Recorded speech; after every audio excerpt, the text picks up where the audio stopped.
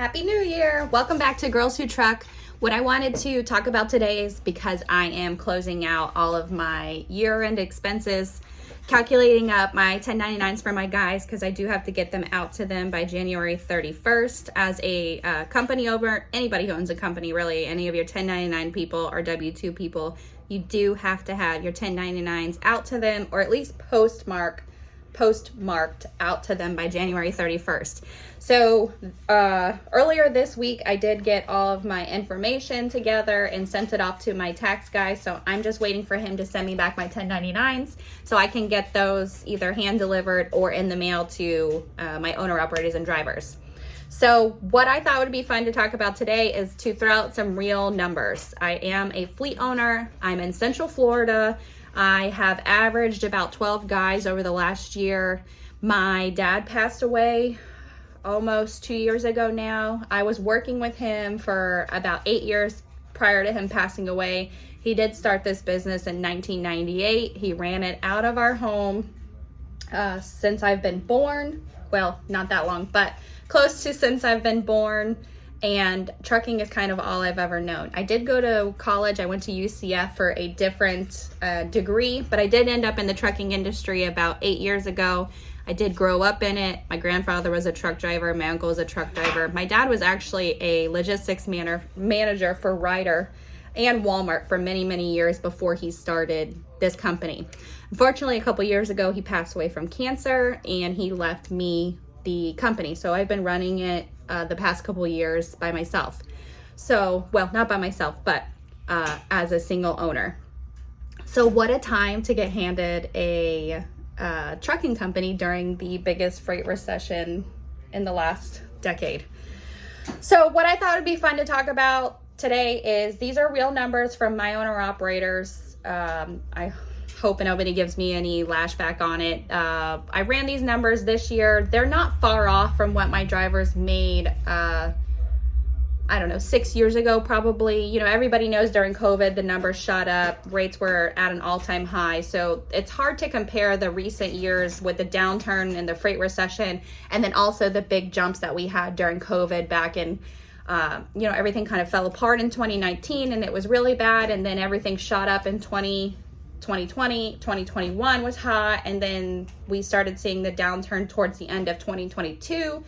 Well, really at the beginning of 2022, and that lasted all the way up until now. So freight rates for the holiday didn't really shoot up as much as they should have. We're hauling produce down here in Florida. It's not paying what it should for the produce season. So it's been rough. Things have not returned to normal, but there have been some lanes that we've seen that are coming back up.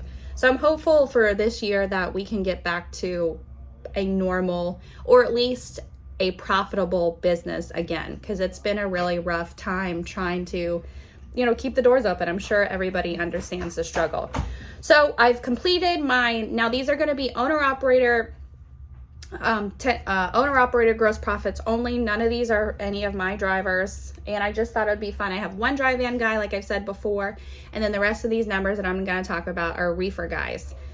So what I did, instead of breaking this down per mile, is I just broke it down per week that they work. So I took the gross number that they profited, and then I divided it by how many paychecks they received. I pay weekly, so it was just an easy round number that I could work with.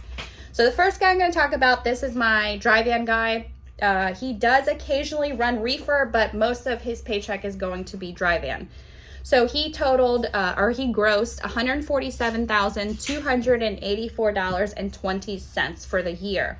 And then I divided that by 47 weeks because that's how many paychecks he received. So he worked 47 weeks out of the year, and he grossed $3,133.70 averaging per week. Now, obviously, some of his checks were a little bit more, and some of his checks were a little bit less, depending on how the pay period fell. But he averaged $3,133.70 per week that he worked. Now, again, these are numbers. These are gross numbers. So out of that amount, he had to pay for fuel or any expenses that he would have incurred while he was operating his truck, PMs, blowouts, tires, so on and so forth. The next guy that I'm going to talk about is actually my top performer. He grossed a total of $171,612.35. And he worked 46 weeks out of the year. So his average gross bring home was $3,730.70 out of those 46 weeks that he worked. So he had 6 weeks off during the year and then brought that home minus his expensive. These are gross numbers, not net. I'm not trying to put on a front and make it seem like my company is excelling and we're better than everybody else. We're just out here trying to make it like you guys. The third one that I'm going to talk about, this is another reefer guy. Again, the rest of these are reefers. Only one dry van driver that I have that does consistent dry van freight. He brought home $168,288.26, and he worked 49 weeks out of the year. So his average his average net pay per week worked was $3,434.45. So again, gross minus his expenses would be his net. So these are just gross numbers. And then the last guy that I'm going to talk about, he grossed $120,405.60. He worked 39 weeks out of the year. So he had 13 weeks off, which is quite a bit.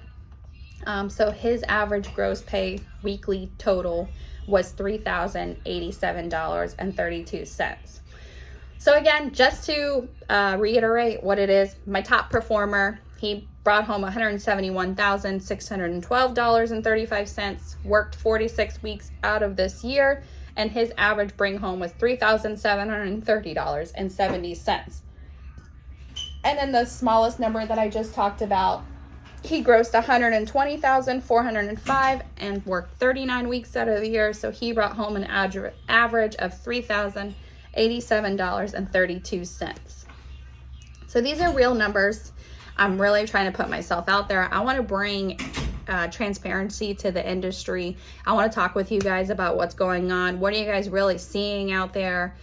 And how we can all collaborate together and try to make the trucking industry better. I'm sure I'm going to get a lot of nasty comments about hauling loads for too cheap, so on and so forth. If that works for you and you want to park your truck, again, park your truck.